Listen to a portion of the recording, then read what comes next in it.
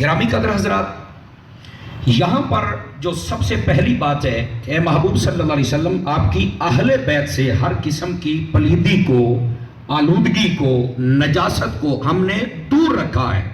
سب سے پہلے اس بات کو سمجھنا ضروری ہے کہ اللہ رب العزت نے یہ کیوں ارشاد فرمایا اور اس کے اسرار و رموز کیا ہے۔ جب آپ سنیں گے تو آپ کو لطف آئے گا۔ توجہ ہے نا آپ سب حضرات کی؟ بات شروع ہو چکی، تقریر شروع ہو چکی، بس اب آپ کی توجہ چاہتا ہوں میں۔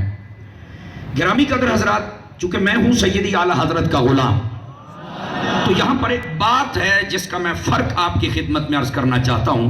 سیدی اعلیٰ حضرت صاحب رحمۃ اللہ تعالی علیہ، آپ کو بھی آپ پڑھ کے دیکھیں، آپ نے بھی اس آیت طیبہ پر جب کلام کیا تو یہی فرمایا کہ اللہ نے یہی ارادہ کیا ہے کہ اے محبوب صلی اللہ علیہ وسلم، آپ کی اہل بیت سے ہر قسم کی آلودگی کو دور رکھے۔ کیا میں نے کہا ہے؟ میری طرف دیکھیں بھائی، ہر قسم کی آلودگی کو دور رکھے، یہ فرمایا ہے۔ اچھا، یہاں پر یہ نہیں کہا، یہ بڑے محتاط کلمے ہیں اور ہم اہل سنت ہیں اور ہم تو لفظ بھی وہ بولتے ہیں اللہ کے فضل سے جس میں ادب ہوتا ہے۔ یہ نہیں کہا کہ آلودگی دور کر دے، یہ نہیں، دور رکھے۔ اب یہ بظاہر کوئی اتنا بڑا فرق نہیں لگتا، لیکن اس کی ذرا گہرائی تک اتریے۔ دور رکھے اور دور کر دے، اس میں فرق ہوتا ہے۔ اب دور کر دے کا مطلب یہ ہوتا ہے کہ ان میں کوئی آلودگی تھی جس کو رب نے بعد میں دور کیا، اور دور رکھے کا مطلب یہ ہے کہ یہ پہلے ہی ستھرے ہیں، رب نے پھر بھی آلودگی کو ان کے قریب نہیں آنے دیا ہے۔ اب بات سمجھ آئی آپ سبھی حضرات کو؟ یہ ہے اس آیت کریمہ کا، اس لفظ کا مطلب کہ محبوب کریم صلی اللہ علیہ وآلہ وسلم، آپ کی جو اہل بیت ہے، اس سے ہر قسم کی آلودگی کو دور رکھا ہے، گندگی کو دور رکھا ہے، قریب آنے ہی نہیں دیا ہے۔ اب یہاں پر ایک اور نفیس نکتہ لے لیجئے، اللہ کرے میری زبان پہ آسان ہو جائے اور جناب کو سمجھ آ جائے۔ میں نے کہا یہ وہ گھرانہ ہے، توجہ فرمائیں، میری طرف دیکھیں بیٹے ادھر، یہ وہ گھرانہ ہے جس کے قریب رب نے آلودگی نہیں آنے دی، گندگی نہیں آنے دی۔ آج نا بس اوقات لوگ پریشان ہو جاتے ہیں کہ ہم کچھ دیکھتے ہیں بندے جو ایسی مکروہ آوازیں نکالتے ہیں کہ وہ اہل بیت کے دشمن لگتے ہیں، پیار نہیں کرتے۔ میں نے کہا بھائی ان کا قصور نہیں ہے، اصل مسئلہ اس آیت میں ہے۔ اللہ فرماتا ہے ہم نے ان کے قریب گندگی کو نہیں آنے دیا، جو رب گندگی کو نہیں آنے دیتا وہ گندے کو ان کے قریب کیسے آنے دے گا؟ آپ نے توجہ نہیں فرمائی میری بات پر۔ فرنٹ سیٹوں والے جوان ذرا بولے جتنے بیٹھے، سمجھ آ رہی ہے؟ بھائی جب گندگی ان کے قریب نہیں آ سکتی، آلودگی نہیں آ سکتی، تو جو آلودہ شخص ہے وہ کیسے آ سکتا ہے؟ تو جو پیار کرتے ہو تمہیں مبارک ہو، تم ستھرے ہو تبھی تو محبت کرتے ہو۔ بات سمجھ آئی آپ سبھی حضرات کو؟ اچھا، یہ بات اگر سمجھ آ گئی تو تھوڑا سا آگے چلیے۔ فرمایا حبیب پاک صلی اللہ علیہ وسلم، ہم اپنی آپ کی جو اہل بیت ہے اس سے ہر قسم کی آلودگی کو دور رکھیں گے۔ سمجھ آئیے، ہم نے ارادہ کیا ہے۔ یہاں پر یہ بات بھی سننے والی ہے، محبوب کریم علیہ السلام کی اہل بیت، جب یہ لفظ آئے تو اس سے مراد کیا ہوتا ہے؟ کیونکہ یہ اہل سنت کا سٹیج ہے اور جماعت اہل سنت کے تمامی علماء تشریف فرما ہیں، اور میں ان کے شکر گزار ہوں کہ میرے جیسے طالب علم کو موقع دیا کہ آ کے سبق سنا کے جا، اور اتنے علماء کی موجودگی میں میرا سبق سنانا میرے لیے باعث فخر بھی ہے، عزت بھی ہے، سعادت بھی ہے۔ جب اہل بیت کا لفظ بولا جائے تو پھر یہاں سے اہل بیت سے مراد کون ہوتے ہیں؟ سن لیجئے، الگ تحقیق بات آپ کی خدمت میں عرض کر رہا ہوں۔ اس سے مراد تین چیزیں ہوتی ہیں۔ کتنی؟ تین۔ نمبر ایک، سب سے پہلے جب اہل بیت کا لفظ بولا جائے تو نبی پاک صلی اللہ علیہ وسلم کی جو ازواج ہوتی ہیں، جو ہم تمام ایمان والوں کی مائیں ہیں، سب سے پہلے اہل بیت سے مراد حضور کی بیویاں ہوتی ہیں۔ سمجھ آ رہی ہے میری بات؟ بات کو پوری طرح کھول کے سمجھنے کی کوشش کریں۔ جب اہل بیت کا لفظ بولا جائے تو سب سے پہلے یہ، اور یہ جو آیت طیبہ میں نے پڑھی ہے، یہ 22ویں پارے میں جہاں پر تشریف فرما ہے موجود ہے، آپ دیکھیں اس سے ماں قبل اور ماں بعد، اس کو سیاق و سباق کہتے ہیں علماء کی زبان میں، اس کو پڑھ کے دیکھیں، وہاں ذکر ہی نبی کی بیویوں کا ہو رہا ہے۔ یہ کیسے ہو سکتا ہے کہ پچھلی 15 آیتیں بھی بیویوں سے کلام ہو، بعد والی 20 آیتوں میں بھی بیویوں 5 بندوں کے لیے ہو نہیں، اگر پچھلی میں بیویاں مراد ہے اور اگلی میں بھی تو یہ بھی بیویوں کے لیے ہے۔ آپ نے توجہ نہیں فرمائی ہے میں کیا کہہ رہا ہوں؟ باقی وہ 5 کیسے ہے یہ بھی بتاتا ہوں، اور یہ بھی سنی ہی بتا سکتا ہے، میں بتاتا ہوں آپ کو وہ کیسے تشریف لائے، یہ بھی سنیے ذرا۔ جب اہل بیت بولا جائے تو سب سے پہلے نبی پاک علیہ السلام کی بیویاں جو مومنوں کی مائیں ہوتی ہیں یہ مراد ہوتی ہیں۔ نمبر 1، ان کو اہل بیت سے کوئی خارج نہیں کر سکتا، اگر خارج کرے گا تو وہ خود پتہ نہیں کہاں کہاں سے خارج ہو جائے گا، یہ بھی ذہن نشین فرما رہے ہیں۔ نمبر 1۔ نمبر 2، جب اہل بیت کا لفظ بولا جائے تو دوسرے نمبر پر نبی پاک صلی اللہ علیہ وسلم کی جو اولاد پاک ہوتی ہے، آپ کی بیٹیاں اور آپ کے بیٹے، اور آپ کو پتہ ہے میرے نبی کی 4 مبارک بیٹیاں اور 3 بیٹے ہیں۔ آواز کمزوروں والی یا جوانوں والی چاہیے مجھے آواز، سمجھ آ رہی ہے؟ 4 مبارک بیٹیاں ہیں میرے نبی کی اور 3 مبارک بیٹے ہیں، اور یہ اہل سنت کا ہی نظریہ نہیں، یہ قرآن و حدیث کا دیا ہوا نظریہ ہے، اس لیے اہل سنت اس کو اپنائے ہوئے ہیں، قرآن و حدیث کے دلائل اس پر واضح ہیں، اور اپنے تو اپنے پرایوں کی کتابوں کے اندر بھی یہ موجود ہے۔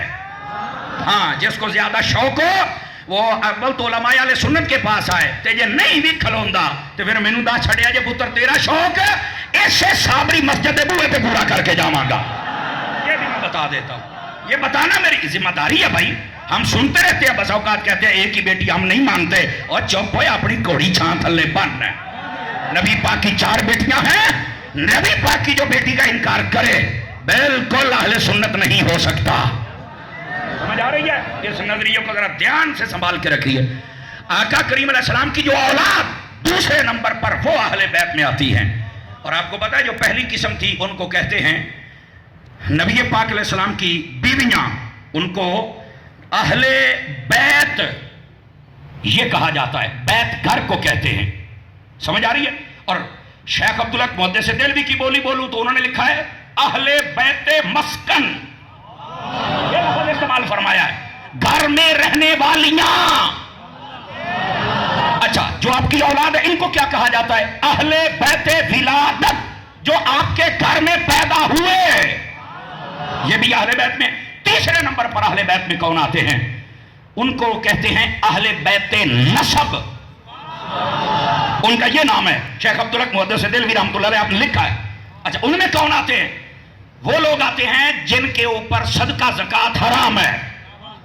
میں تھوڑی سی بات کھول دوں، نبی پاک صلی اللہ علیہ وسلم کے خاندان پاک کے وہ احباب جنہوں نے کلمہ پڑھا، آپ پر ایمان لائے اور ایمان پر خاتمہ ہوا، سمجھ آ رہی ہے؟ اور ان پر صدقہ زکوٰۃ حرام ہے، اور یہ کون ہے؟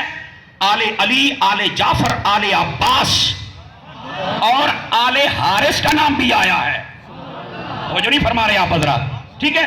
یہ وہ احباب و افراد ہیں جن کے اوپر صدقہ زکوٰۃ حرام ہے، اور ان کو بھی نبی پاک صلی اللہ علیہ وسلم کی اہل بیت ہی کہا جاتا ہے۔ اب بات سمجھ آئی آپ سبھی حضرات کو؟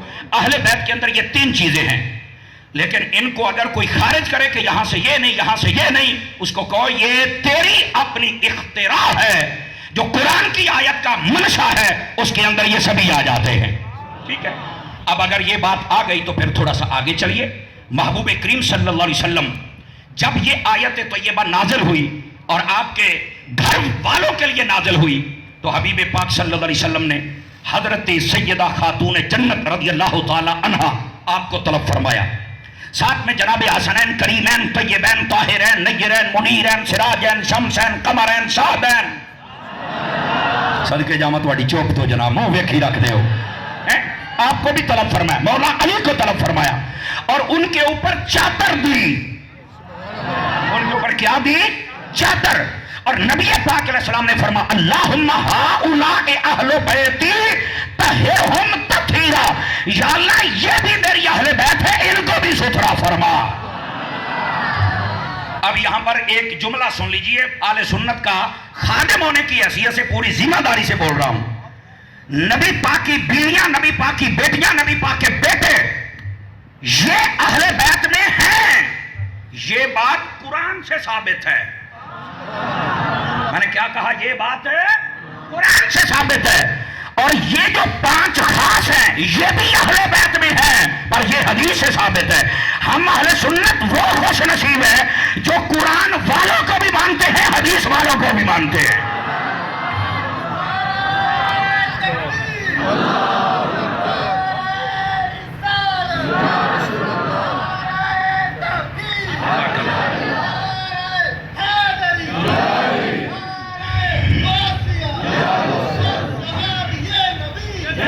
توجہ ہے بھئی؟ آپ سب حضرات کی محبت سے بولیے سبحان اللہ ذرا پیار کے ساتھ۔ گرامی قدر حضرات، اس واسطے اس مسئلے کو سمجھنے کی کوشش فرمائیں۔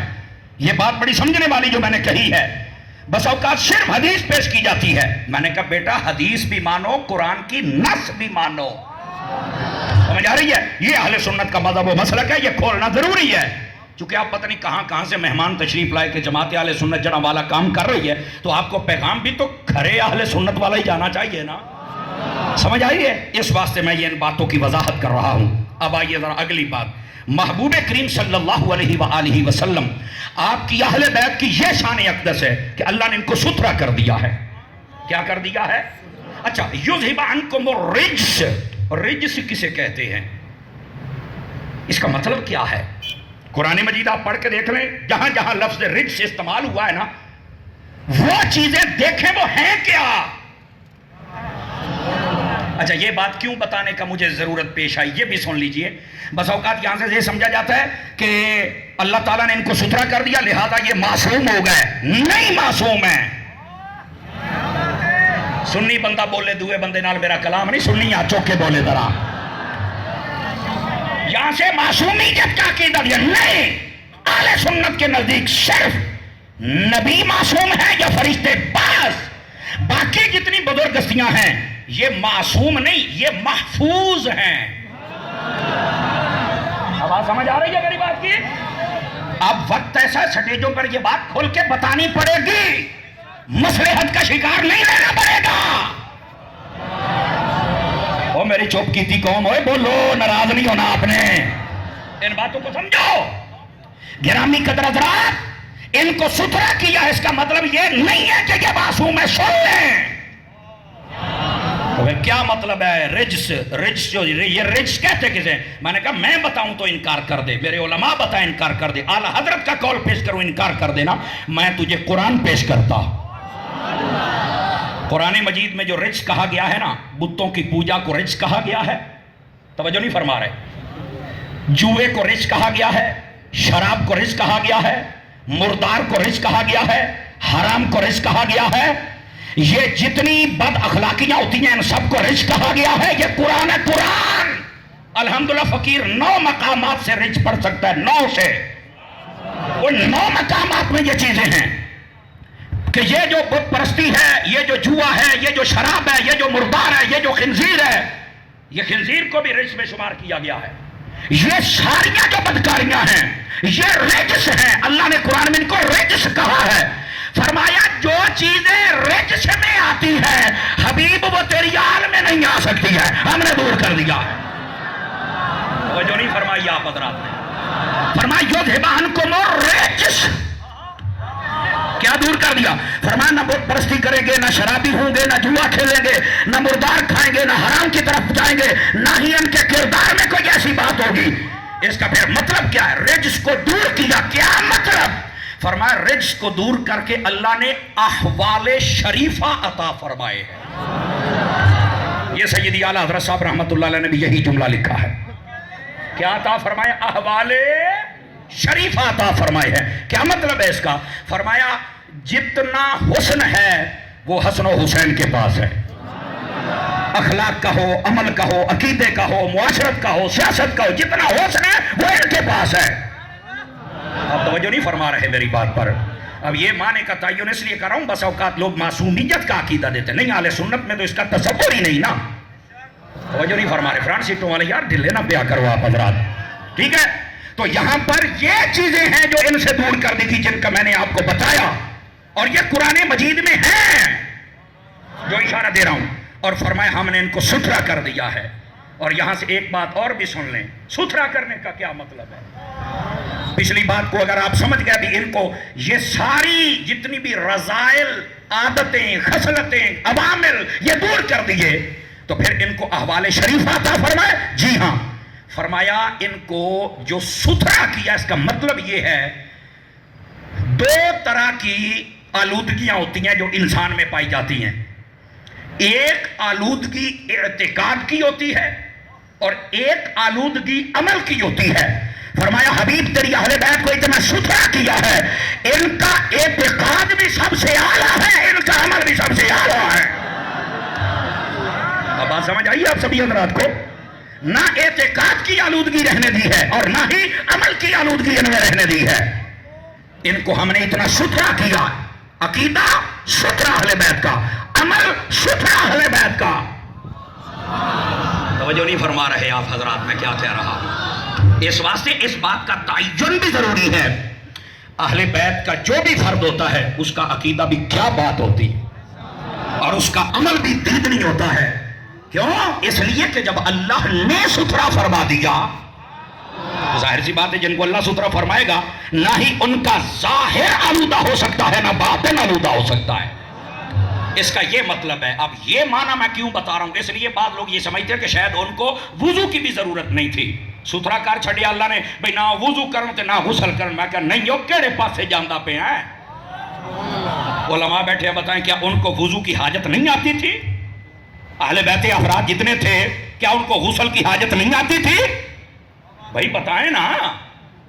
دیکھیں نا تسی ہو جے مسئلہ سنے ہی کدی نہیں، اس واسطے چوپو بھی پتہ نہیں مولوی کی تو پٹڑی تو نہیں لٹ گیا اور سیدھے ہی سنیا ستھرے نے بہار صاحب نہیں. اب پائی اس کا مطلب یہ ہے اعتقادی آلودگی بھی دور کر دی، عملی آلودگی بھی دور کر دی، پر اس کا یہ مطلب نہیں کہ وہ کبھی غسل نہ کریں اور کبھی وضو نہ کریں تو تب بھی ٹھیک ہے. نہیں، یہ کام ہے اصل جو ستھرائی ہے وہ عقیدے اور عمل کی ہے.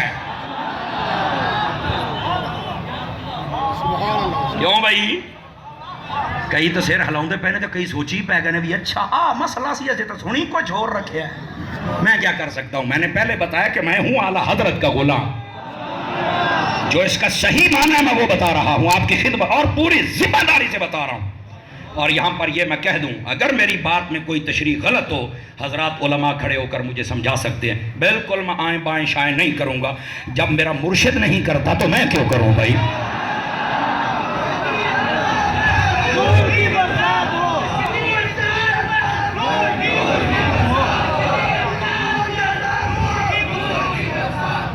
توجہ ہے بھی آپ سبھی حضرات کی؟ کوئی نہیں، میں کیا کہہ رہا ہوں. اس لیے میں یہ بات کہہ رہا ہوں اگر اتنے علماء بیٹھ کے سن رہے ہیں اور شاباش دے رہے ہیں تو اس کا مطلب یہ ہے کہ جو تشریح میں آپ کی خدمت میں کہہ رہا ہوں یہ حق اور سچ ہے. آواز کمزوروں والی ہے، جوانوں والی نہیں ہے. سمجھ آئیے؟ اہل بیت کے بارے میں یہ نظریہ رکھنا ہے. سمجھ آ رہی میری بات کی؟ اگر یہ آ گئی تو آپ سنیے. فرمایا اللہ نے یہی ارادہ فرمایا اے حبیب صلی اللہ علیہ وسلم آپ کی اہل بیت سے ہم ہر قسم کی آلودگی کو دور رکھیں گے. اور اہل بیت میں جو احباب ہے وہ ذہن میں رکھیے اللہ نے ان سب کو آلودگیوں سے صاف کر دیا، لیکن جن 5 کو چادر میں لیا ہے ان کا اعزاز سب سے بڑھا دیا ہے میرے حضور. یہ اہل سنت کا نظریہ ہے، یہ اہل سنت کا نظریہ ہے. ان کا اعزاز ان مانو سب سے بڑھا دیا ہے. دوستان گرامی، محبوب کو پتہ چلا کہ انہی کی نسل پاک سے میری نسل آگے چلے گی تو پھر ان کو اعزاز تو دینا ہی تھا نا. توجہ ہے سب حضرات کی میرے بھائیوں کی؟ اب آئیے ذرا واپس پلٹیے تاکہ اس آیت کے دامن میں جو اور علم کے موتی ہیں وہ بھی چن لیں. ہم تھوڑے تھوڑے ہیں. فرنٹ سیٹوں والے میری طرف دیکھ کے سر ہلا کے گزارا نہ فرمائیں. نبی پاک صلی اللہ علیہ وسلم کی جو اہل بیت ہے اس کی شان و اقدس کو سمجھنا ضروری ہے. کیوں؟ جس کو سمجھنا نہ آئے اور محبت نہ کر سکے وہ بندہ پتہ کہاں جاتا ہے؟ سن لیجئے. فرمایا من ابغض اہل البیت فہو منافق، رواہ الترمذی. فرمایا جو بندہ میری اہل بیت سے بغض کرے فرمایا وہ پکا منافق ہوتا ہے. یہ میرے حبیب نے فرمایا ہے. جس بات سے اہل بیت اپنے دلوں کا جائزہ لینا ہے. ہمارے دلوں میں کہیں اہل بیت کا کسی کونے کھانچے میں کوئی بغض تو نہیں؟ اگر ہے نا تو ابھی توبہ کر لے، ابھی توبہ کر لے، سانسیں چل رہی ہیں. ورنہ یاد رکھو میرے حبیب نے پتا کیا فرمایا؟ آپ نے فرمایا مستدرک کے اندر امام حاکم نے اس روایت کو لکھا ہے. فرماتے ہیں لو ان رجلا صعد بین الرکن والمقام، اگر کوئی بندہ خانہ کعبے کے اندر کھڑا ہو جائے، ایک طرف مقام ابراہیم ہو اور دوسری طرف حجر اسود ہو، فرمایا وہاں پر کیا کر رہا ہو؟ فرمایا فصلی فصام، वहां पर रोजा रखा हुआ हो और नमाज पढ़ रहा हो, काबे के अंदर रोजा रखा हुआ है, नमाज पढ़ रहा है, सुम्मा माता वफी रिवायतिन सुम्मा लक़ियल्लाह, वहां खड़े उसे मौत आ जाए। आप मुझे बताएं, एक बंदा काबे में हो, नमाज पढ़ रहा हो, रोजा रखा हुआ, वहीं फौत हो जाए, उसे कहां जाना चाहिए, जन्नत में या जहन्नम में? आप बताएं। जन्नत में जाना चाहिए। लेकिन सुनिए, अभी रिवायत मुकम्मल नहीं हुई। हुजूर अकरम अलैहिस्सलाम फरमाते हैं वहुवा मबगूदुन लिआल मुहम्मद कद दखलन नार, अगर उसके दिल में मेरी आल का प्यार न हो, ये काबे में मरने वाला कभी जन्नत में नहीं जाएगा, सीधा जहन्नम के अंदर चला जाएगा। इस वास्ते आले रसूल का प्यार अपने दिल में रखो। बस औकात ये भी हो सकता है, अच्छा ये भी नहीं जाएगा, मैं कह जे ने जन्नत जाना तो फिर जन्नत के मालकां दे नाल यारी तो ला के रखे ना। जन्नत के मालकां दे नाल बुगज करदा ते कहंदा मैं जन्नत में जाना है, बल्ले ओ शेरा, फ्रंट सीटों वाले जरा कैसे जाएगा जन्नत में भाई? खुदा का खौफ कर। इस वास्ते इन पाकों का प्यार अपने दिल में पालो। समझ आ रही मेरी बात की? महबूब करीम सल्लल्लाहु अलैहि वसल्लम, आपने इस बात को खोल दिया, लेकिन लगे हाथों में एक बात और भी खोल दूं, तवज्जो है। यहां पर अगर हकीकत देखी जाए ना, खाने काबे में बंदा मर गया है, खाना काबा क़यामत वाले दिन शफात करेगा। उमूर आखिरत रिसाला जो हो हजरत अल्लामा जलालुद्दीन सयूती ने लिखा, उसके अंदर आपने हदीस लिखी है कि क़यामत वाले दिन ये खाना काबा शफात करेगा और पूरे मैदान माशर में ढूंढ ढूंढ के बंदों को जन्नत में लेके जाएगा। तू भी मैनू वेख्या सी, तू भी वेख्या सी, तू भी वेख्या सी, तू भी वेख्या सी, ते तेरा खात्मा ही मांगते हुए आते चल जन्नत दे विच। हजरे असवद मैदान माशर में टुरेगा, तू भी वेख्या, तू भी वेख्या, तू भी वेख्या, तू भी वेख्या, चल जन्नत दे विच। अच्छा, खाना काबे दे सामने बंदा मर गया, ना काबा बचाएगा, ना हजरे असवद बचाएगा, रोजा शफात करे ना रोजा बचाएगा, ना नमाज बचाएगी। क्यों? कहने लगे जन्नत दियां मालकां दा प्यार कोई नहीं, किसी ने भी बचाउणा नहीं। जो जन्नत के शहंशाह हैं, जो जन्नत के सरदार हैं, उनका प्यार जब नहीं है, तुझे तेरा अमल नहीं बचाएगा, तुझे तेरा काबा नहीं बचाएगा, तेरा सजदा नमाज और हजरे असवद नहीं बचाएगा। और अगली बात भी सुन ले, अगर तेरे दिल में प्यार है ना पाकों का, सहाबा और अहले बैत का, और तेरा अमल कमजोर भी है, तो ये तसल्ली ले जा, आज तसल्ली ले जा। मैं ये नहीं कहना कि अमल छड़ दे, नहीं नहीं नहीं नहीं, तेरे अदब पर तुझे तसल्ली दे रहा हूं। क़यामत वाले दिहाड़े साइयां तेरी बांह फड़ के तेनू ले ही जाना जन्नत के अंदर। मौलाना इस पर दलील दो, ऐसे ही कैसे हवा में तीर मार रहे हो, दलील दो। मैंने कहा सुनो, जो बेअदब हो ना, बेअदब पाकों का, वो जन्नत में भी हो तो रब बाहर निकाल देता है। मैं थोड़ा सा रुक गया हूं ताकि आप खुद ही पहुंच जाएं। ये जो इब्लीस था, इसका नाम अज़ाज़ील है, चप्पे चप्पे पर इसने सजदा किया है, बल्कि 6 करोड़ साल के लफ्ज आए हैं।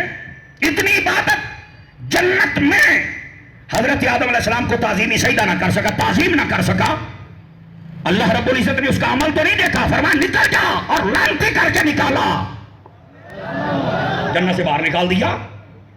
ठीक है, अमल तो बहुत था, तू तो अपनी मसीतां करना है, वो तो जन्नत च करदा सी। मठे बोलो, मठे बोलो, मठे बोलो, तगड़ा हो थोड़ा जिहा। समझ आ रही है? यह बात अमल की नहीं, बात आदब की भी है। आदब न कर सका, जन्नत में था, निकाल दिया गया। और आज जो बेअदबियां करते हैं ना, नबियों की, सहाबा की, अहले बैत की, औलिया की, एक नुस्खा है, ले जाओ अल्लाह करके समझ आ जाए किसी एक को भी। मैं कहा जेड़ा बेअदब सी ना, जन्नत दे वेसी तो साइयां बाहर कर देता है। पुत्र तू तो पहलों ही बाहर है, तू किने जाएगा? तो इस वास्ते खुदा का खौफ करो, जरा अदब वाले रास्ते पर आओ। और अगली बात भी सुनना, जड़ा आले आले हुण तुहाडा पता लगेगा ना किन्ना के जागदे बैठे हो। और जब कोई अदब कर ले, मैंने क्या कहा, जब कोई, उसकी फिर जात भी नहीं पूछी जाती, जन्नत का ऐलान कर दिया जाता। मौलाना क्या कहना चाहते हो? मैंने कहा उठा 15 पारा सूरतुल कहफ, वो असाबे कहफ के पीछे चलने वाला कुत्ता इमाम कुर्तुबी को पढ़ क्या लिखा है? हाथ नीचे नहीं रखने, हाथ नीचे नहीं रखने। वो कुत्ता जन्नत में जाएगा। मैंने कहा क्यों अमल नहीं है? कहता है जनाब अदब तो है। मैंने कहा यही तो तुझे समझाने आया हूं, जब पाकों का अदब आ जाए, जात नहीं देखी जाती, जन्नत का परवाना अता कर दिया जाता। नारे तकबीर, नारे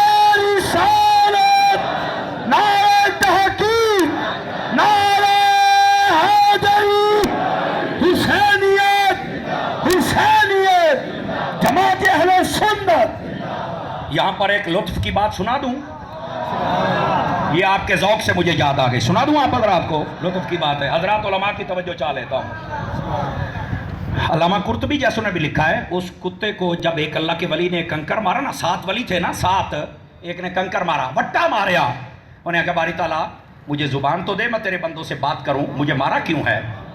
मैं जब फिज़ान मदीना फैसलाबाद में पढ़ता था तो हमारे उस्ताद साहब आपने बड़ा सोहना नुक्ता दिया, मुझे आज तक याद है, हालांकि ये किसी किताब में मैंने नहीं पढ़ा, उस्तादों ने बताया था। कहने लगे कुत्ते को भी पता है कि सूफी नहीं मार दे होंगे। हाय हाय हाय हाय, बोले नहीं यार मेरे जुमले को समझो कि कोई नहीं समझे। कुत्ते को भी पता सी कि सूफी जे सूफी नहीं सन मार दे तो सूफी दियां औलादां नूं भी चाहिए थोड़ा जिहा हाथ हौला रखो ना, एवं दब्बी फिर दो कदी इनू तो कदी अल्लाह का ना है, इस गल को किसी और पासे ना लैके जाया जे। लेकिन हमारे अंदर वो अखलाकियात बहरहाल नहीं रही जो बुजुर्गों की थी। आज उन अखलाकियात को जिंदा करने का वक्त है, समझ आ रही है। आज तो कोई बड़े घर पैदा हो जाए तो समझदा भी मैं या बाकी सारे फारग रहे। इस वास्ते खुदा दा ना है, ये तकब्बुर हुजूर ने पसंद कोई नहीं फरमाया। हुण वेखना मट्ठे मैनू पता ही सुन भाइया सीधियां गल्लां सुनिया को सौखियां, लेकिन मैं करता इसलिए हूं कि आला हजरत का मलांग जो हूं, कराना तो सवाद नहीं आऊंगा, और ये मसला तुम्हें बताना जरूरी समझता हूं। दोस्तान अजीज, इस वास्ते इन बातों को समझो। अच्छा, उस कुत्ते ने जो आगे से बात की ना, अब फिर आपकी मोहब्बत का इम्तिहान आ गया। कुत्ते ने आख्या अच्छा तुम ये कहते हो भाई मैं तुहाडे पीछे आवांगा तो मैं बोलांगा, चूंकि वो अल्लाह के वली ने कहा था ना कि तुझे मारते इसलिए ताकि तू भाग जाए, हम जहां भी जाके रुकेंगे अल्लाह के हुक्म से रुकेंगे। अल्लाह जब किसी पर मुत्तले फरमाए तो ठीक है, ना मुत्तले फरमाए तो जिथे रखे असी राजी हैं। तो तू है कुत्ता, और कुत्ते की लॉ ऑफ नेचर खसलत आदत है भौंकना, जब तू भौंकेगा लोगों को पता चल जाएगा। उस कुत्ते ने एक जुमला बोलिया बड़ा टॉप क्लास का, उन्हें आख्या सरकार मैं कुत्ता जरूर है पर वलियां नूं भौंकण वाला कुत्ता नहीं।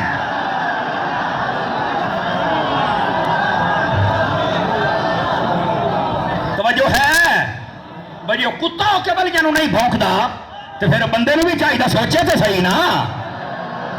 लेकिन जब मुफ्ती कोर्स किया जाए तो कहते हैं ना उस्ताद साहब हजरात उलमा बैठे हैं, कहते हैं सूरत मसला बदल ली जाए। एक मसले की कई सूरतें होती है ना, अब सूरत मसला मैं बदलने लगा हूं, और ये सूरत मसला इंतहाई खास है, इसको समझिए। वो थे कौन? असहाबे कहफ। कौन थे? और पीछे जाने वाला कौन था? कुत्ता। समझ आई? लेकिन वो अदब कर बैठा उनका। असहाबे कहफ को कुत्ता भौंका नहीं, बन गया जन्नती। यहां पर पैगाम मोहब्बत ले जाओ इस जमात आले सुन्नत के प्लेटफार्म से। आले सुन्नत का ये नजरिया है, खबरदार कोई मुस्तफा की तौहीन न करे, कोई सहाबा की तौहीन न करे, कोई अहले बैत की तौहीन न करे, कोई औलिया की तौहीन न करे। और यहां से ये नुक्ता भी ले जाओ, और वो कुत्ता होके असहाबे कहफ को नहीं भौंकता, यहां बंदा होके क्यों भौंकता है? नारा तकबीर, नारा रिसालत, नारा तहकीक, नारा हैदरी, नारा गौसिया, जमात अहले सुन्नत। ना साहब को कोई बात करे ना हाल को कोई बात करे, हमारा ऐसे किसी बंदे से ताल्लुक नहीं है जो नफरतें फैलाए, जो हमारे मुल्क के अमन को तबाह करे। और मैं गुजारिश करूंगा अपने मुल्क के आला इदारों से, ऐसों को पकड़ के करारवा की सजा दी जाए। ऐसे कमीनों की गुंजाइश नहीं है मेरे मुल्क के अंदर जो पाकों को भूंकते हैं और लोगों के जज्बात से खेलते हैं। हमारे एक आंख सहाबा है, दूसरी अहले बैत है। बताओ भाई, जमात आले सुन्नत के सड़े से हाथ खड़े करके पैगाम ठीक है? बिल्कुल हम मुजम्मत करते हैं जितने ये तौहीन करने वाले लोग हैं, बल्कि कभी हत्थे चढ़ गए तो मुरम्मत भी करेंगे। तवज्जो है ना? इस बात को जरा समझिए, खुदा का खौफ करें। हमें अपना मुल्क बहुत अजीज है, समझ आ रही है? इसका अमन अजीज है। अपने मुल्क के इदारों को तंग ना करो। वो तो पहले ही बैरूनी दुश्मनों से बेचारे बड़ी मुश्किल से लड़ रहे हैं, ये अंदरूनी खाना जंगी क्यों फैलाई जा रही है? खबरदार, ऐसे बंदों की लगाम ही नहीं बल्कि नकेल डाली जाए। और अगर किसी से नहीं डलती तो वो उलमा को बता दे, फिर ये बताएंगे नकेल कैसे डाली जाती है। سمجھ آ رہی میری بات کی؟ لیکن ابھی تک ہمارے ادارے بانج نہیں ہوئے. اگر ان میں کچھ شکت ہے تو بالکل جتنے فتنہ پرور لوگ ہیں پکڑ کے سزا دی جائے. کوئی ہم برداشت نہیں کر سکتے، نہ نبی کی آل کی گستاخی، نہ نبی کے اصحاب کی گستاخی، نہ اولیاء کاملین کی گستاخی. سمجھ آ رہی ہے میری بات کی؟ اگر آ گئی ہے تو ذرا آگے چلیے. محبوب کریم صلی اللہ علیہ وسلم نے ارشاد فرمایا انی تارکن فیکم الثقلین وفی روایت انی ترکت فیکم الثقلین. یہ جو حدیث ہے مختلف الالفاظ والطرق، یہ حدیث ہے مختلف الفاظ ہیں، مختلف اسناد کے ساتھ یہ حدیث وارد ہوئی ہے. حضور نے فرمایا میں دو بھاری چیزیں تمہارے درمیان چھوڑ کے جا رہا ہوں. کتنی چیزیں؟ اونچی بولو، سارے اونچی بولو فرانس جٹاڑے. دو چیزیں، اور ہیں کیا؟ بھاری چیزیں. پھر فرمایا لو ان تمسکتم لن تضلوا، فرمایا اگر تم نے ان دونوں کو تھام لیا مضبوطی کے ساتھ تو تم کبھی گمراہ ہو سکتے. وہ کیا ہیں؟ فرمایا کتاب اللہ و اہل بیت عترتی. دیانتاً بتا دوں، ایک روایت میں کتاب اللہ و سنتی کے لفظ بھی ہے. فرمایا ایک کتاب اور ایک میری اہل بیت، اور ایک روایت میں آپ کی سنت. فرمایا کہ یہ وہ چیزیں ہیں جو میں چھوڑ کے جا رہا ہوں، اگر تم نے مضبوطی سے تھام لیا تو کبھی گمراہ ہو سکتے. آواز کمزور ہے پلوان جی، تکڑے ہو ذرا. کبھی گمراہ ہو سکتے. کیا کیا؟ ایک اہل بیت اور دوسرا رب کا. اب یہ اہل بیت اور قرآن کو اکٹھا کیوں رکھا؟ یہاں کسی سے نبض بھڑک سکتی ہے نا کسی کی. قرآن اور اہل بیت صحابہ کا تو ذکر ہی نہیں. میں کہا چپ پڑے، شاری نے حدیث کو پڑھ کے دیکھ. نبی پاک نے یہ جو بات بیان کی ہے یہ قیامت تک کے لیے حق کا معیار دیا ہے. قیامت تک کے لیے حق والا وہ ہوگا جس کے پاس قرآن بھی ہو، اہل بیت بھی ہو. تو کیا صحابہ کا ذکر نہیں؟ میں نے کہا میرے نبی جانتے تھے سلسلہ صحابیت اس وقت ختم ہو جائے گا جب میں بظاہر پردہ کر جاؤں گا، کیونکہ صحابی نہ پیسے سے بنتا ہے، نہ عہدے سے بنتا ہے، نہ کسی بڑے گھر میں پیدا ہونے سے بنتا ہے. یہ تو میری نگاہ صحبہ سے بنتا ہے نا. تو جب میں چلا جاؤں گا تو یہ سلسلہ بھی ختم ہو جائے گا، باقی بچ جائیں گی اہل بیت اور قرآن. قیامت تک کے لیے حق کا معیار وہ ہوگا جس کے پاس دو چیزیں ہوں گی، قرآن بھی ہوگا، اہل بیت بھی ہوگی. اہل سنت کے غیور عاشقان مصطفیٰ سنا، کائنات میں ایسے لوگ ہیں جن کے پاس اہل بیت ہے لیکن قرآن نظر نہیں آتا ہے. کئیوں کے پاس قرآن ہے، مصر سے قاری بلا لیتے ہیں لیکن حسین کی محفل نہیں کرتے ہیں. ایک سنی ہے جس کے ایک ہاتھ میں قرآن کا دامن ہے، دوسرے میں حسین کا دامن ہے. نعرہ تکبیر، نعرہ رسالت، نعرہ تحقیق، نعرہ حیدری، نعرہ غوثیہ. مسلک حق اہل سنت و جماعت، مسلک حق اہل سنت و جماعت، علماء حق اہل سنت و جماعت. بس کرو، بس کرو. جنتی جنتی ہو گیا میرا کام. بھائی جی ایو تو اڈی آواز ہے تو میرا موڑ سلام ہے. اچھی بولو یار، تکڑے ہو وہ. ہر صحابی نبی، ہر صحابی نبی. اور یہ نعرہ لگایا کریں، یہ نعرہ حضرت عطار نے یہ نعرہ ایسے نہیں دیا. سمجھ آ رہی ہے نا؟ یہ نعرہ یہی تو ہے جو مچھر بھی مارتا ہے، کھٹبل بھی مارتا ہے، لال بیگ بھی مارتا ہے. جنتی جنتی جنتی جنتی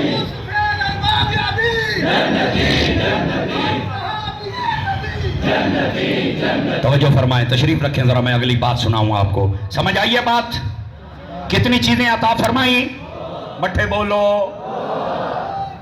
قرآن اور اہل بیت کہتا صحابی نہیں ہے. میں کہا ہوں سمجھ آئیے کیوں نہیں ہے؟ اگر صحابی نہیں ہے باقی دو بھی تو نہیں نہ لابدیاں پئیاں، وہ بھی تو اہل سنت ہی کے پاس ہے نا. قرآن بھی ہے اور اہل بیت بھی ہے. ہم چوک میں کھڑے ہو کر قرآن بھی سناتے ہیں اور ساری رات شان حسین بھی سناتے ہیں. جس میں جرت ہو میدان میں آ جائے.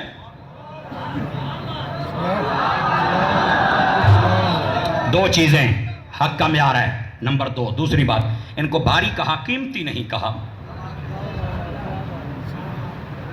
چلو اگلے سال سے بولو تے صحیح نا.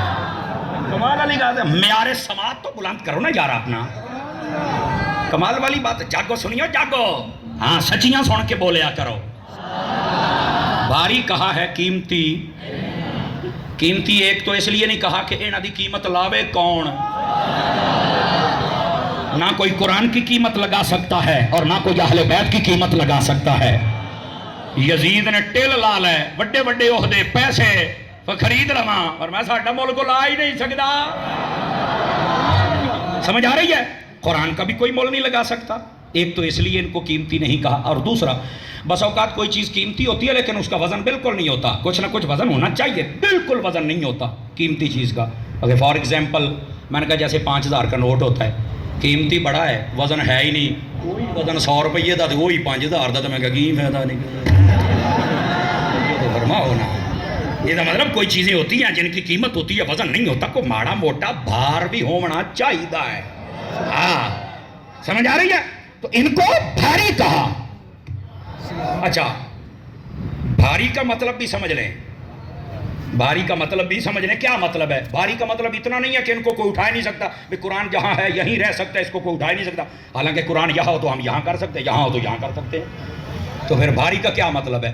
میں کہ جنہ کا بھار ہے وہ ٹھیک ہے، لیکن بھاری کا مطلب یہ ظاہر نہ دیکھو، باطن دیکھو. کیا مطلب؟ فرمایا قرآن یہ تو جہاں چاہو لے جا سکتے ہو. بھاری کا مطلب یہ ہے بھاری چیز کو بدلنا مشکل ہوتا ہے، اور جس کا باطن بھاری ہو اس کو بدلنا اور مشکل ہوتا ہے. ساری دنیا مل جائے قرآن کی ایک آیت نہیں بدل سکتی. یہ مطلب ہے قرآن کے بھاری ہونے کا. اور اہل بیت بھاری ہے. میں ایک امام حسین کا نام لے لیتا ہوں تاکہ مسئلہ سمجھ آ جائے. ایک فرد ہے یہاں سے اٹھا کے یہاں رکھا جا سکتا ہے. بھاری کا کیا مطلب ہے؟ فرمایا جیسے قرآن کو کوئی نہیں بدل سکتا، اسی طرح ظاہر نہ دیکھو، حسین کا باطن دیکھو. یزید نے ٹل لگا لیا پر حسین کا ارادہ نہیں بدل سکا. اب بات سمجھ آئیے آپ سبھی حضرات کو؟ گرامی قدر حضرات، یہ ہے اصل حقائق جن کو سمجھنا ضروری ہے. جتنی اللہ آپ کو عزت بخشے. بول سکتے ہیں سبحان اللہ آپ سبھی حضرات؟ عشاء کی اذان کا وقت کیا ہے؟ نہیں آپ کی ہوگی، میں ٹائم پوچھ رہا ہوں. آپ تسی پہ 10 بجے کراؤ بھائی، تھوڑا تو ٹھیکہ نہیں. کتنے بجے؟ 8:25 پہ اذان ہے. 10 منٹ تو اور دیتے نے. میں ہائے اصل یہ ہمارے بھائی رائے صلاح الدین مجھے پہلے بھی کہہ رہے تھے یار آنا ہے تو ٹائم دننا تو میں بجلی طرح آیا تو بجلی طرح گیا. میں نے ان کو اس دن بھی کہا تھا کیوں بھئی میرے یہ بزم جمال مصطفیٰ اس کے اراکین بڑی محبت والے یہ گئے تھے. میں نے ان کو کہا عشاء دیاں اذاناں ہوں گی تو چھڑ دیں گا. یقین کریں میں نے رائے ون چل کے بیان کرنا ہے، لیکن ان کا جو مرضی آئی تھے کر کے تو پھر تو اگے جا سکنا، نہیں تو نہیں جا سکتا. صدقے جاواں ایک تو جناب ہے جڑا وکیل ہوندا دلیل اتنیاں دیندا ہے، بندہ مڑ رہا ہے پیچھے جاندا ہے. ہن کریے کی؟ اب بولو یار سبحان اللہ، میں کیا کروں. چلو خیر بہرحال میں ایک حدیث شریف آپ کو اور سناؤں گا، ذرا توجہ فرمائیے، اس کے ساتھ ساری بات آپ کو سمجھ آ جائے گی. دوستان عزیز، محبوب کریم صلی اللہ علیہ وآلہ وصحبہ وبارک وسلم آپ نے فرمایا کہ یہ دونوں چیزیں بھاری ہیں، ان کو اگر تھام لو گے تو تم کبھی گمراہ ہو سکتے. اور بھاری ہونے کا مطلب سمجھ لیا آپ نے؟ قیمتی ان کو کیوں نہیں کہا یہ بھی سمجھ لیا ہے؟ تو بولو تو صحیح. اچھا یار یہ بھی ایک بات سوچنے والی ہے، اس حدیث شریف کے اندر قرآن اور اہل بیت ان دونوں کو اکٹھا کیوں بیان کیا؟ ہوں تسی تھک گئے ہو، مینوں پتہ ہے عشاء دی اذان دا ٹائم ہو گیا، اب بولو تے صحیح. یہ بات بڑی سمجھنے والی ہے. ایک ایک بات سے پردہ ہٹے گا تو آپ کو لطف زیادہ آئے گا. قرآن اور اہل بیت اکٹھا کیوں؟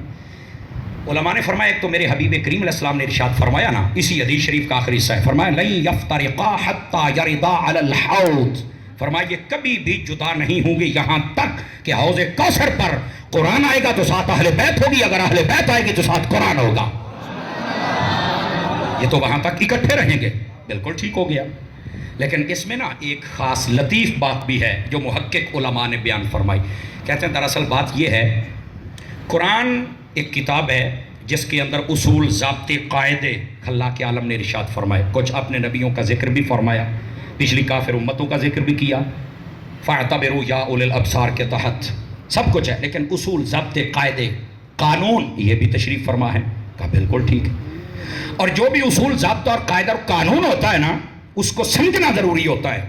اور کامل سمجھ تب آتا ہے جب پریکٹیکل ہو جائے. اس بات کو سمجھیے گا ذرا. کامل سمجھ تب آتی جب پریکٹیکل ہو جائے. کیا مطلب؟ آپ نے پڑھا ہوگا ایک قانون 10ویں کے اندر جو سائنس سے پڑھتے ہیں. آج کل پتہ نہیں سائنس تھوڑی دا کی حال ہے, کرونا نے کی حال کی, میں تو نہیں پتا, توجہ نہیں فرمائی آپ حضرات. ہاں بہرحال اس وقت تھا جب ہم پڑھتے تھے کہ پانی کا فارمولا H2O, یہ پانی کا فارمولا ہے. وہ کہتے تھے وہ یہ کی ہے H2O کی شے ہوندی ہے. وہ پھر لے کے جاتے تھے اپنی لیبارٹری میں, بتاتے تھے یہ ہے H, یہ ہے 2, یہ ہے O تے او ہے پانی. توجہ نہیں نہ فرمائی. او یار میرا ایک اپنا انداز ہے, سمجھنے کی کوشش کرو. وہ ایک ایک چیز کا پریکٹیکل کر کے بتاتے تھے. نائٹروجن کیا ہے, ہائیڈروجن کیا ہے, یہ کیسے مکس ہوتے ہیں, کیسے پانی بنتا ہے. پھر کہتے ہاں این جمدہ ہے. یہ جو قانون ہے یہ لکھا ہوا ہوتا ہے, پریکٹیکل سمجھا دیتا ہے. اب جو میں نے آیت پڑھی تھی ذرا اس کو تطبیق یہاں پر دے لو. اللہ نے فرمایا جو میری راہ میں شہید ہو جائے اسے مردہ نہیں کہنا ہے, وہ زندہ ہے. اب جب کوئی بندہ شہید ہو جائے, جسم کے ٹکڑے ہو جاتے ہیں, قبر میں دفن کر دیا جاتا ہے, سینکڑوں سال گزر جاتے ہیں, لیکن اللہ قرآن میں کہتا ہے کہ تم نے مردہ نہیں کہنا. اب انسان کہتا ہے یا اللہ یہ قانون ہے, یہ ضابطہ ہے, یہ تو نے بیان کر دیا ہے, لیکن کوئی پریکٹیکل بھی تو ہو. فرمایا کربلا میں چلے جانا. جب دھڑ کربلا میں ہوگا, سر نیزے پہ ہوگا, جب حسین بولے گا تمہیں پتہ چل جائے گا شہید ایسے زندہ ہوتا ہے. آج سمجھ آئیے آپ حضرات کو؟ جیو سارے بولو, سارے بولو.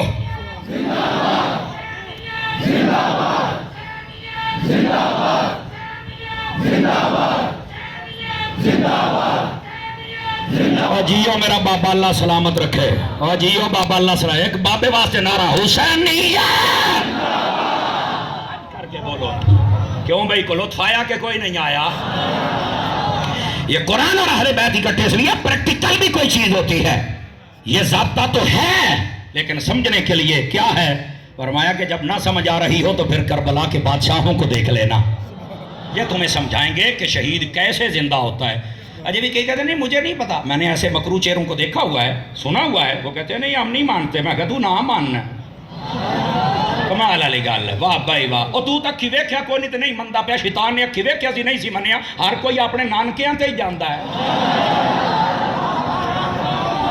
توجہ تو نہیں نہ فرما رہے ہو. میں نہیں مانتا. ہندا کون ہے چھوڑیا؟ میں نہیں مانتا. تو ہندا کون ہے؟ حسین آج تک دلوں پہ راج کر رہے ہیں, اور جن کو واقعہ کربلا سمجھ نہیں آتی سن لو. ارے انہوں نے پانی بند کر دیا. کہا بالکل کر دیا. میں نے کہا کیوں کیا؟ کہتا ہے اس لیے کہ پانی پیتے رہیں گے اور ہم جیتے رہیں گے. حسین نہ پانی پیے گا نہ جیے گا. میں نے کہا پھر یہ چشمے فلک نے بھی نظارہ دیکھا, کائنات کے ذرے ذرے نے دیکھا. جنہوں نے پانی پیا تھا وہ پی پی کے بھی مر گئے, جنہوں نے نہیں پیا تھا نیزے پہ چڑھ کے پھر وہ زندہ ہو گیا.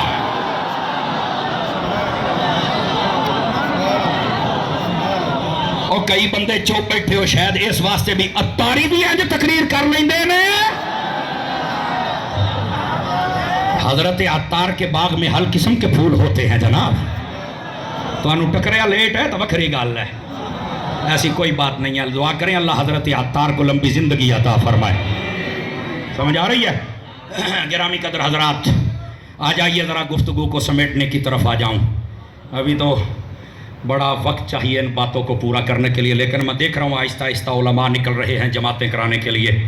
جنہوں نے جماعت کرانی ہے اگر وہ جا سکتے ہیں تو جس نے تقریر کرنی ہے وہ کیوں نہیں جا سکتا ہے؟ تو اس کو بھی جانے کی اجازت ہونی چاہیے. لیکن میں ایک بات سنا کے پھر آپ سے اجازت چاہوں گا. گرامی قدر حضرات ادھر دیکھیے, سارے احباب جڑا والا کے غیور عاشق کھڑے ہیں, اور بزم جمال مصطفیٰ کے جوانوں تمہیں سلام ہو. ایک ہاتھ سے نہیں, دونوں ہاتھ. تم نے اپنے جماعت اہل سنت کی علماء پر اتنا اعتماد کیا اور ان کی سرپرستی میں اس محفل کو رکھا, اور ہمیں خبر ملتی رہتی ہے کہ آپ پورا سال جد و جہد کرتے ہیں. اللہ تمہاری جوانیاں سلامت رکھے. اور ہر شہر والے جتنے یہ یوٹیوب کے ذریعے ہمیں سنیں گے وہ جڑا والا والے شہر کے نوجوانوں کو فالو کریں اور اہل سنت کی خدمت ایسے کریں جیسے یہ کر رہے. سمجھ آ رہی ہے جناب؟ اللہ تعالیٰ ان سب کو عزت و وقار والی لمبی زندگی عطا فرمائے, اور ان جوانوں کی بھی خیر رکھے, علماء کی بھی خیر رکھے. جتنے بھی صحیح العقائد, صحیح الاعمال, صحیح الافعال مشائخ ہیں اللہ ان کی بھی خیر رکھے. توجہ نہیں فرما رہے آپ؟ ہاں یہ حدود و قیود اس دور میں ضروری ہیں. پہلے ہوندا سی بس منڈا منڈا سارے نا ہن تو چھاننا لا کے ویکھنا پائے گا کیڑا بندہ فٹ ہے تے کیڑا نہیں. تھرمامیٹر اعلیٰ حضرت اعلیٰ. کئیوں کو اعلیٰ حضرت کے نام سے بھی اٹیک ہوتا ہے نا. اعلیٰ حضرت کیوں کہتے ہو؟ میں کیا اوے ادنا حضرت، تمہیں اعلیٰ حضرت نہیں سمجھ آ سکتے. اس واسطے جتنا تیرا حد ہے، جتنا تیرا قد ہے، اتنی بات کر، آگے نہ بڑھ. اعلیٰ حضرت نے ہمیں ایسا عشق دیا ہے، ہم نہ صحابہ کے قدم چھوڑ سکتے ہیں، نہ اہل بیت کے قدم چھوڑ سکتے ہیں. بس آ جاؤ ذرا بات سمیٹنے کی طرف ہوں. دوستان عزیز جتنے بیٹھے ہو، امام علی مقام نے میدان کربلا میں یہ ساری قربانی دی کیوں تھی؟ پتہ ہے ہمیں اس بات کا؟ اس لیے کہ یزید چاہتا تھا کہ دین کے اصل نشانات مٹ جائیں، اپنی خواہشات نفس کے مطابق بندے زندگیاں گزاریں. وہ کہتا تو اپنے آپ کو اسلامی خلیفہ تھا، لیکن شرابی، کبابی، فاسق، فاجر، بے ادب صحابہ کا، اہل بیت کا، مکے کا، مدینے کا، علماء کا، سادات کا بے ادب تھا. علماء بیٹھے بندریاں نچاتا تھا، جانوروں کے ناچ دیکھتا تھا. اس کے پاس بازاری عورتیں بیٹھتی تھیں. وہ چاہتا تھا کہ ایسا آزاد خیال بندہ ہونا چاہیے. امام حسین نے فرمایا چپ، اگر اسلامی خلیفہ بننے کی خواہش ہے تو تعلیمات ان پر عمل کرنا پڑے گا جو میرے نانا جان نے دی ہیں، جس پر خلفائے راشدین تھے، اور ان پر چل جن پر تیرا باپ حضرت امیر معاویہ بھی تھے. سمجھ آ رہی ہے؟ یہاں سے یہ بھی بات بتا دوں، کسی کے دل میں یہ بات نہ ہے کہ حضرت امیر معاویہ کا بھی کوئی قصور ہے. چپ، صحابہ کرام پر انگلی نہ اٹھانا، مارے جاؤ گے. اور یہاں یہ بات بھی آپ کو بتا دوں، حضرت امیر معاویہ ابو سفیان کے بارے میں کئیوں کے پیٹ میں مروڑ ہوتا ہے، درد ہوتا ہے. علماء امت پہ صدقے جاؤں، ایویں تے نہیں آکھیا جو انہاں دا جڑا مخالف ہے جہنم دا کتا ہے، ایویں نہیں آکھیا، کو گل ہے. لیکن یہاں نکتہ سن لو، نکتہ. حضرت حر رضی اللہ عنہ میدان کربلا میں 2 محرم کو راستہ آپ نے روکا. توجہ ہے نا آپ حضرات کی؟ راستہ روکا نا آپ نے بھائی کہ او پتر او میں نہ تھلے کدھر بھیجا تھلے ہاتھ دی چوٹ کے ٹوٹ پہ ہیں. کمال علی گل مینوں آ دے اور سنا دے، آپ بھجے جاندے ہو. بہ جاؤ سارے اپنی اپنی جگہ تے. گل سنو، کمال ہو گئی ہے. میں اگے گڈی میں 150 تے سونی ہے، تھانوں تو کوئی فرق نہیں پینا. گل سنو ہوں، واہ بھائی واہ، ایتھے ساڈے تیور بدل جاندے نے. ہاتھ چک کے بولو ذرا سبحان اللہ. تماشا ہی بنا لیندے ہو یار، تھوڑا جہا حوصلہ کرو جناب. ادھر ویکھو میرے حال. واہ بھائی کمال ہو گیا یار، بولو جی. اوے دوستان گرامی، حضرت حر نے راستہ روکا تھا. 7 محرم کو پانی بند ہو گیا، 10 محرم کو جنگ شروع ہو گئی. حر کانپنے لگا. لوگوں نے کہا کیا ہوا؟ کہتا یار میری وجہ سے یہ سب کچھ ہوا ہے، میں نے راستہ روکا تھا، اب یہ کیا بن گیا؟ اس نے کہا کیا کرے گا؟ اس نے گھوڑا بھگایا، امام حسین کے قدموں میں آ گیا. کہتا ہے حضرت یہ سب کچھ میری وجہ سے ہوا ہے، یہ سارا ماحول میری وجہ سے بنا، مہربانی مجھے معافی مل سکتی ہے؟ فرمایا تو جس کے پاس آیا ہے وہ تو رحمت للعالمین کا نواسا ہے. جا ہم نے تجھے بخش دیا ہے، اور جا تجھے جنت کی بشارت بھی دے دی ہے. اور یہاں پر لوگ تڑپ تڑپ کے بیان کرتے ہیں. بس اوقات لگتا ہے سٹیج نہیں ہے، کوئی لکی رانی سرکس ہے جس پر وہ ناچ رہا ہے. میں نے کہا سن، اگر وہ یزیدی لشکر چھوڑ کر حور حسین کے پاس آ جائے، اگر وہ جنتی ہو سکتا ہے، بتا جس نے کفر چھوڑ کر حضرت ابو سفیان نے مصطفیٰ کے قدموں کو پسند کیا، وہ جنتی کیسے نہیں ہو سکتا ہے؟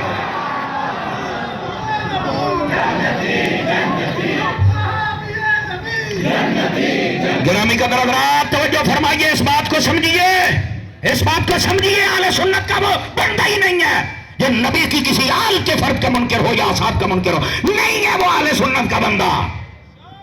اہل سنت کا بندہ وہ ہے جو یہ کہے اہل سنت کا ہے بیڑا پار، اصحاب حضور نجم ہیں اور ناؤ ہیں عطرت رسول اللہ کی.